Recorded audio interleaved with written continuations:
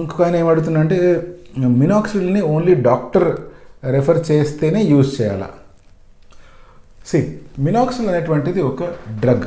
It is not, అది కూరగాయలు కాదు, ఆకుకూర కట్ట కాదు, లేకపోతే తోటకూర కట్ట కాదు. It is a chemical compound, it is a drug. దానికి ఒక డోసేజ్ అంటూ ఉంటుంది, అండ్ అది ఎవరికి వాడాలి, ఎవరికి ఇవ్వచ్చు, ఎవరికి ఇవ్వకూడదు అనేటువంటిది ఒక డాక్టర్ ఆర్ క్వాలిఫైడ్ డర్మటాలజిస్ట్కే తెలుస్తుంది.